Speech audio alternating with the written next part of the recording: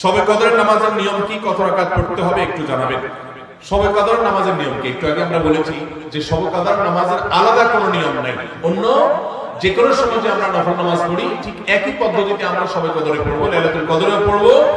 আমরা বিশেষ করে অনেকে মনে করি লাইলাতুল কদরের প্রথম রাকাতে অমুক সূরা এতবার পড়তে হয়, সূরা ফাতিহার পর দ্বিতীয় রাকাতে অমুক সূরা ততবার পড়তে হয়। এগুলো সবগুলো মানুষের নিজেদের বানানো।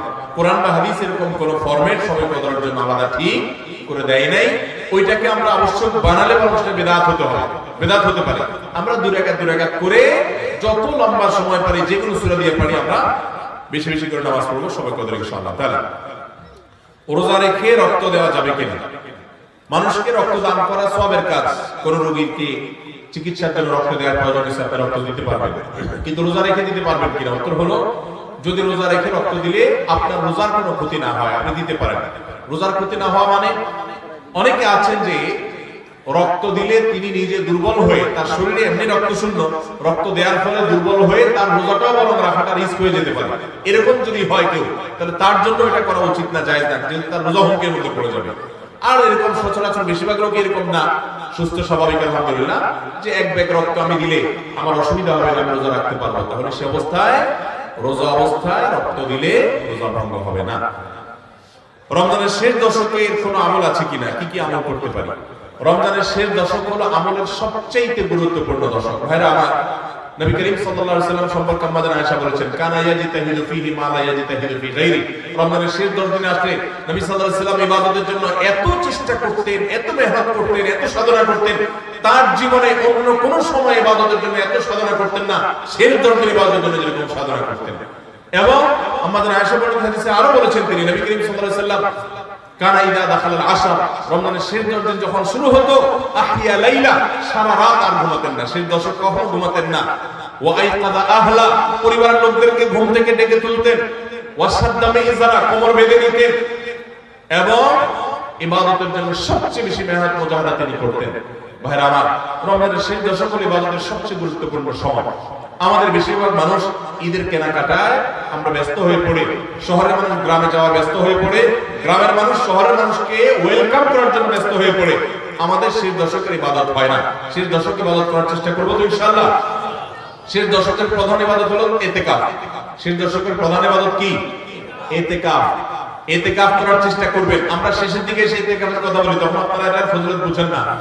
নবী করিম সাল্লাল্লাহু আলাইহি ওয়াসাল্লাম রমজান রোজা তৃতীয় হিজরিতে ফরজ হয়েছে, তার ওয়াফাত পর্যন্ত কোন বছর শেষ দশকের ইতিকাফ ছাড়েন নাই, মসজিদে ইতিকাফ করছেন। যুবকরা ইতিকাফ করবেন তো ইনশাআল্লাহ। তিনটা ইবাদতের স্বাদ নগদ পাওয়া যায়, আমি কোরআন হাদিসের আলোকে আমার অভিজ্ঞতার মিশেলে আমি জানাচ্ছি। এর মধ্যে একটা হলো লম্বা সময় নিয়ে যদি সিজদা দিতে পারেন, বিশেষ করে তাহাজ্জুদে, তো দেখবেন একটা স্বাদ আপনি অনুভব করবেন। আর দ্বিতীয়টা হলো ইতিকাফ। ইতিকাফ রমজানের শেষ দশক যদি মসজিদে বসে যেতে পারেন, আপনি মুস্কারিয়ে কিচ্ছু করতে পারেন না, শুধু বসে গেছেন মসজিদে 10টা দিন, আপনার ফিল হবে যে আপনি আল্লাহ তাআলার চৌকাঠে এসে পড়েছেন। ইতিকাফের মজা যারা একবার পায় তাদেরকে এটা থেকে দূরে সরা রাখা যায় না। আর 3 নম্বর হলো আরাফাতের ময়দানের দোয়া। এটাতে যে স্বাদ, এই তিনটা স্বাদ যে পাইছে, সেই স্বাদগুলো কখনো আর ছাড়তে চায় না। আল্লাহ আমাদের সবাইকে ইতিকাফ করার তৌফিক নসিব করুন। রমজানের শেষ দশকে ইতিকাফ করবেন, বেজর রাতগুলোতে বেশি বেশি ইবাদত করবেন, অন্য রাতগুলোতে ইবাদত বেশি বেশি করবেন, কোরআন তেলাওয়াত বেশি বেশি করবেন, কারণ এই দশকে লাইলাতুল কদরে কোরআন নাযিল হয়েছে। আর নফল নামাজ, অন্যান্য দান সাদাকা বেশি বেশি করে করবেন। রমজানে নারীদের প্রচুর ব্যস্ততা থাকতে হয়, তাই নারীদের জন্য অধিক ফজিলতপূর্ণ কোনো আমল আছে কিনা? আমাদের মা বোনরা রমজানে অনেক বেশি ব্যস্ত হয়ে পড়েন। মা বোনরা রমজানে বেশি ব্যস্ত হয়ে পড়েন, সেজন্য তাদের ব্যস্ততা কমিয়ে আমল এবং ইবাদতের সুযোগ করে দেওয়ার দায়িত্ব আমাদের পুরুষদের। রমজান আসছে, সিয়াম বিরত থাকার জন্য পানাহার দিনের বেলা আল্লাহ তাআলা নিষেধ করে দিয়েছেন। আমরা এই পরিমাণ খানা খাই যে রমজানে আমাদের খানার চোটে মা বোনরা ইবাদত করতে চাইলেও করতে পারে না। দুপুর 3টা-4টা থেকে ইফতার বানানো শুরু হয় বেচারীদের। আমরা মাগরিবের সময় খাই, মাগরিবের পরেও তাদের কাজ করা লাগে। আমরা পরিকল্পনা করব এখন থেকে যে আমাদের ইফতারের আইটেমগুলো কমাবো এবং রমজানের আগে থেকে ঝামেলাগুলো সেরে ফেলবো, যাতে করে মহিলাদের বেশি একটা ইবাদত করতে বিঘ্ন সৃষ্টি না হয়। পুরুষরা সহযোগিতা করব যাতে করে তারা ইবাদত করতে পারেন। তবে তারা যে চেষ্টা করছেন রোজাদারের জন্য, সেটাও তাদের ইবাদতের সওয়াব এনে দিবে।